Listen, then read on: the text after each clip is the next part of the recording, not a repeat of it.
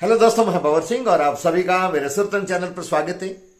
दोस्तों, होली के 7वें दिन शीतला सप्तमी का त्योहार मनाया जाता है, जो पूरे भारतवर्ष में मनाया जाता है। विशेषकर पश्चिमी और उत्तरी भारत में तो ये त्योहार बहुत ही हर्षोल्लास के साथ में मनाया जाता है। जगह जगह मेले लगते हैं, शीतला माता के मंदिर जहां है वहां पर, और लोग श्रद्धा से वहां पर दर्शन करने जाते हैं। साथ ही साथ महिलाएं, माता और बहनें तो बड़ी संख्या में सुबह सुबह प्रसाद लेकर के वहां पर पहुंचती है। लेकिन दोस्तों, इसके पीछे की धार्मिक मान्यता ये है कि उस जमाने के अंदर एक बहुत गंभीर बीमारी हुआ करती थी, जिसके कारण से इतनी लोगों की इस बीमारी से मृत्यु होती थी, और इस बीमारी का नाम था चेचक।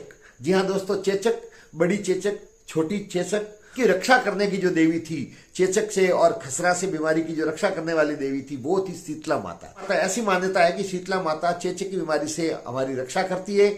इसकी पूजा करने से और शीतला माता के दिन गर्म भोजन नहीं करके और ठंडा भोजन करने से और शीतला माता की कृपा बनी रहती है, और घर में, परिवार में चेचक की बीमारी से हम मुक्त रह सकते हैं। इसके कारण से चेचक की रक्षा करने वाली देवी शीतला माता की हम पूजा करते हैं, और होली के ठीक 7वें दिन अर्थात सप्तमी के दिन शीतला माता का त्योहार मनाया जाता है। लेकिन दोस्तों, हमारे मारवाड़ में जोधपुर, जो मारवाड़ की रियासत जोधपुर, वहां जोधपुर के अंदर शीतला माता का त्योहार शीतला सप्तमी को नहीं मना करके अष्टमी को मनाते हैं। तो इसके पीछे क्या कारण है? जी हाँ दोस्तों, आइए मैं आपको बताता हूं। एक राजा के फरमान के कारण से शीतला सप्तमी जोधपुर में नहीं मना करके शीतला अष्टमी के दिन मनाई जाती है। यही नहीं, उस राजा ने अपने शासन काल में शीतला माता का निष्कासन कर दिया था शहर से।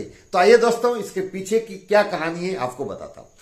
दोस्तों, मारवाड़ के महाराजा थे विजय सिंह जी, जो 1752 में अपने पिता बकत सिंह जी की मृत्यु के पश्चात मारवाड़ के महाराजा बने। बकत सिंह जी, मैं आपको याद दिलाता हूं, वही बकत सिंह जी जिन्होंने अपने पिता महाराजा अजीत सिंह जी की हत्या की थी, और फिर बाद में वो राजा बने। पहले अपने भाई बने अभय सिंह जी, और अभय सिंह जी की मृत्यु के बाद में उनके पुत्र राम सिंह जी राजा बने। राम सिंह जी से युद्ध करके और परास्त करके फिर बकत सिंह जी राजा बने, और बकत सिंह जी की मृत्यु के पश्चात उनके पुत्र विजय सिंह जी 1752 में मारवाड़ के राजा बने। लेकिन एक साल भी उन्होंने शासन नहीं किया था कि अभय सिंह जी के पुत्र राम सिंह जी ने उनको सत्ता से मुक्त कर दिया, और वापस मारवाड़ पर उन्होंने कब्जा कर लिया। राम सिंह जी ने 20 साल तक शासन किया, 1752 से लगा करके और 1772 तक। विजय सिंह जी जब सत्ता पर बैठे तो ठीक एक साल के अंदर ही उनके जो ज्येष्ठ पुत्र थे, उनको चेचक की बीमारी निकली, चेचक निकली, और चेचक के कारण से, चेचक का दूसरा नाम मारवाड़ में माता जी भी कहते हैं, माता जी निकलना भी कहते हैं, बड़ा आदर से बुलाया जाता था, ऐसी हमारी मान्यता थी। तो उस माता के निकलने से अर्थात चेचक के निकलने से उनके पुत्र की मृत्यु होगी, और वो दिन था शीतला सप्तमी का। मृत्यु के कारण से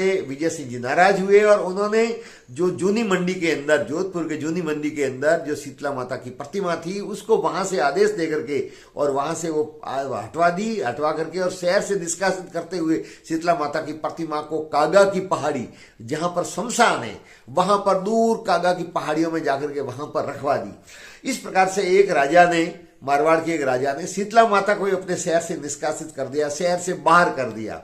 और शीतला सप्तमी के दिन जोधपुर में किसी ने शीतला सप्तमी का त्योहार नहीं मनाया, शोक रखा राजा के पुत्र का देहावसान होने के कारण से।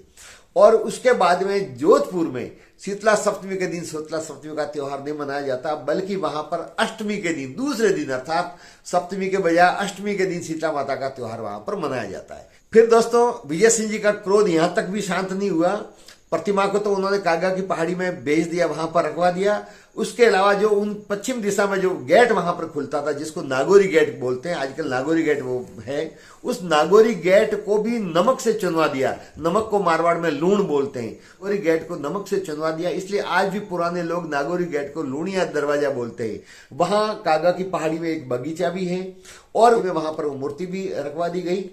कालांतर में जब तक विजय सिंह जी महाराजा जीवित रहे, तब तक मूर्ति पर किसी प्रकार का मंदिर, आसपास में कुछ भी वहां पर निर्माण नहीं हुआ। लेकिन उनकी मृत्यु के बाद में धीरे धीरे समय के साथ में राजा का क्रोध भी शांत हुआ, उनका देहावसान भी हो गया। उसके पश्चात जो लोगों की श्रद्धा थी और भी उनका विश्वास था, उसके आधार पर आसपास में उन्होंने मंदिर बनाए, मंदिर का निर्माण भी करवाया, और धीरे धीरे वहां पर मेला लगना आरंभ हो गया। आज कागा की पहाड़ी पर शीतला अष्टमी के दिन जोधपुर में मेला लगता है, ध्वज फहरा करके मेले का उद्घाटन किया जाता है, और असंख्य शहरवासी दर्शन करने के लिए वहां पर आते हैं। सुबह सुबह बासी भोजन घर में जो बनाती है माताएं बहनें, ठंडा भोजन बनाती है, तो शीतला अष्टमी के दिन वहां सुबह सुबह प्रसाद चढ़ाने के लिए जाती है। वहां पर गेर नृत्य होते हैं, हाट लगते हैं, मनोरंजन वाले आते हैं। तो और बच्चे बूढ़े जवान सभी उस मेले में जाते हैं, दर्शन करके भी आते हैं। तो दोस्तों आप जो देख रहे हैं ये कागा की पहाड़ी का नजारा है मेले का, आपको नजर आ रही है कागा की पहाड़ी।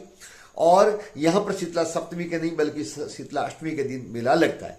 तो दोस्तों आपको ये जानकारी कैसी लगी आप कमेंट्स करें, वीडियो को लाइक करें, शेयर करें, और यदि अब तक चैनल को सब्सक्राइब नहीं किया है तो चैनल को सब्सक्राइब करें। अगली और जानकारी आपको उपलब्ध कराऊंगा, तब तक आप सबका बहुत बहुत धन्यवाद। जय हिंद।